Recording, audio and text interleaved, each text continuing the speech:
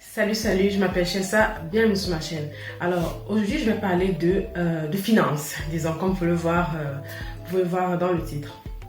Et à ce propos, je vous invite à aller dans le box info et à cliquer sur le lien que vous allez voir pour télécharger gratuitement le livret que j'ai mis au point, ok, et qui s'intitule Comment épargner efficacement et se créer un capital, qui va apparaître là ou là, je sais pas trop.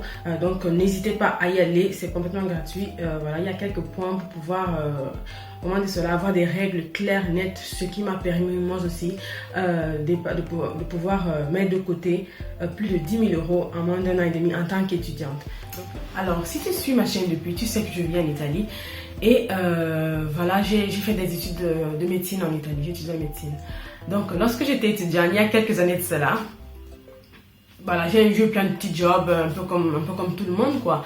Voilà, disons qu'avant mes 22, 23 ans, je n'avais pas de plan précis avec mon argent.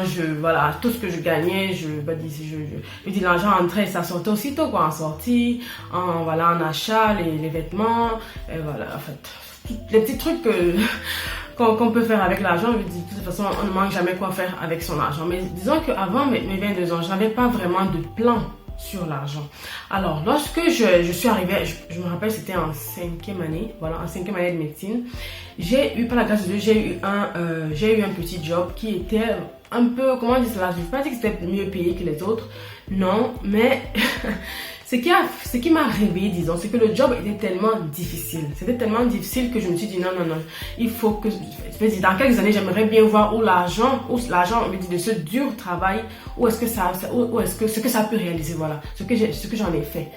Voilà, je ne voulais pas juste que ça aille encore dans 1000 dépenses bizarres, sans vraiment, voilà, de façon à ce que je ne sache pas ce que j'ai pu faire à cet argent après quelques années. Je faisais on appelle ça quoi, les stages à l'hôpital. J'allais à l'hôpital tous les matins, très tôt, et c'était vraiment difficile. Donc, le petit job que j'ai trouvé, c'était quoi? Je m'occupais d'un garçon handicapé, matin et soir, parce qu'il vivait avec son papa, qui était très âgé, et il ne pouvait pas prendre soin de lui, quoi. Donc, du coup, c'était ça mon job. Et j'étais payée 750 euros tous les mois. Et j'allais là-bas 2 fois par jour. Tous les jours, même le dimanche. Non, je vous jure. Après 2 mois de travail, j'étais tellement fatiguée que vraiment, j'avais la sensation d'être toujours fatiguée. Mais j'ai tenu bon. Et comme je vous le disais, c'est cette difficulté-là qui m'a réveillée, en fait. Je me suis dit que franchement, si je dois travailler comme ça, comme un esclave, et après ne même pas avoir l'argent parce que j'ai dépensé ça en vêtements, en chaussures, en ceci, en futilité, disons. Alors là, il était mieux pour moi de même plus travailler, de rester tranquille. J'étais boursière à l'époque. L'État italien payait mes études. Alors, qu'est-ce qu'il me donnait par an? Je recevais 1800 euros en comptant, en argent comptant, et je vivais gratuitement dans les résidences universitaires. Donc, il y avait déjà quand même, c'était des atouts déjà pour moi, disons. Et en plus de cela, j'ai eu ce petit job-là vers la fin de mes études. Je pense que j'étais en 5e année. Et voilà, je travaillais vraiment comme une malade. 2 fois par jour, je devais aller là-bas le matin et le soir. C'est-à-dire le matin, je me réveillais très tôt. À 6h30, j'étais déjà sortie de la maison. J'allais chez ce garçon-là. Je faisais ce que j'avais à faire. 1h, 1h30. Et j'allais comme ça à vélo, en fait, sous le froid. Anyways. Vélo, je vais là-bas, après je reviens rapidement, je vais à l'hôpital, je fais mon stage, si on a cours, je vais en cours, dans l'après-midi, j'étudie, et vers 18h30, je rentrais encore chez ce garçon-là pour toujours le même boulot, quoi. C'est juste que c'était divisé en deux spots durant la journée. Voilà, et j'ai fait ce job-là j'ai fait ça pendant 18 mois, voilà. Donc du coup, quand j'ai fini, et ça coïncidait pratiquement avec la fin de mes études, quoi. Je suis arrivée à un point quand même où j'étais extrêmement fatiguée, je n'en pouvais plus.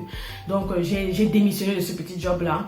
Et voilà. Et à la fin, tout l'argent que je gagnais là-bas, c'est-à-dire tous les 750 euros là, je mettais ça de côté. Je ne touchais rien de cela parce que je me suis dit vraiment, là, ça c'est vraiment la sueur de mon front, quoi. Je dois réaliser quelque chose avec.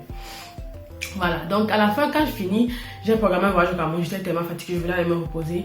Donc je me suis dit, mais qu'est-ce que je vais faire avec cet argent? Et je me rappelle qu'à cette époque-là, j'allais sur Google, je tapais, qu'est-ce qu'on peut faire avec 10 000 euros? Parce que j'étais encore très jeune, je ne savais pas quoi faire, j'étais complètement naïve, je ne savais pas quoi faire. Donc j'allais sur Google, comment investir 10 000 euros? Que faire avec 10 000 euros? À la fin, je n'ai pas eu de grande réponse sur Google. Et simplement, vu que j'allais au Cameroun, je suis allée à la banque, je me suis dit que l'argent que j'ai mis à la banque, ça ne me sert à rien. Je préfère d'avoir, comment dire cela, vu que j'avais réussi à mettre de côté quelque chose comme 13 000 euros en 18 mois, quoi. Donc à la fin, je me suis dit, bon, ok, que de laisser cet argent-là dormir à la banque, comme ça, là, je préfère l'investir. Je préfère le mettre dans un truc qui pourrait éventuellement me profiter ou me donner des intérêts un peu majeurs. Parce que la banque, voilà, si c'est avec des intérêts ridicules, vraiment, je peux même pas dire, c'était juste ridicule. Donc, je m'appelle, je suis allée là-bas, à la banque, je suis allée à la banque, peut-être quelque chose comme une semaine avant mon voyage. J'ai retiré, à l'époque, on pouvait encore prendre, comment cela, plus de 1 000 euros en comptant. Donc, je suis allée, j'ai retiré 5 000 euros le premier jour, 5 autres 1 000 euros le second jour, ça faisait 10 000 euros. Justement, ils me regardaient bizarrement à la banque. Et j'ai mis ça dans mon sac, j'ai mis, voilà, dans le sac que j'allais avoir en main durant le vol, quoi. Voilà. Et je suis allée au Cameroun, j'ai demandé à mon papa, voilà, j'ai cette somme d'argent, qu'est-ce qu'on peut faire? Bon, c'est clair que je pensais déjà quand même à l'acquisition d'un bien immobilier, mais c'est mon père qui m'a guidée dans l'achat de ce premier bien immobilier-là.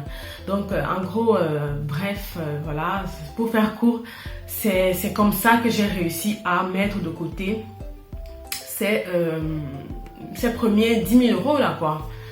J'ai pas tout investi, je suis quand même restée avec une partie pour les dépenses de la vie quotidienne. Et voilà, c'est comme ça que j'ai réussi, quoi. Alors, dans le livret que j'ai mis au point, je vous raconte un peu tout ça en détail et les points vraiment précisément ce qui m'a aidé, quoi, à pouvoir mettre cet argent de côté, à rester ferme sur mes objectifs et à pouvoir effectivement mettre cet argent de côté, parce que voilà, c'est très facile de se dire mais non, voilà, je peux me permettre ceci, je peux acheter cela.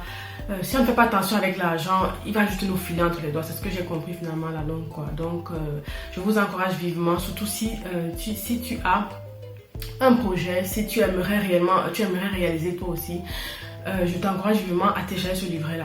Parce que la majeure partie des personnes sont des salariés. Donc du coup, si tu ne sais pas gérer ton salaire, ce sera vraiment difficile. Et je tiens à préciser que tous ces points-là que j'ai mis dans ce petit livret de quelques pages, ce sont les points que j'applique jusqu'aujourd'hui dans ma vie d'adulte, quoi. C'est-à-dire, voilà, aujourd'hui, je travaille.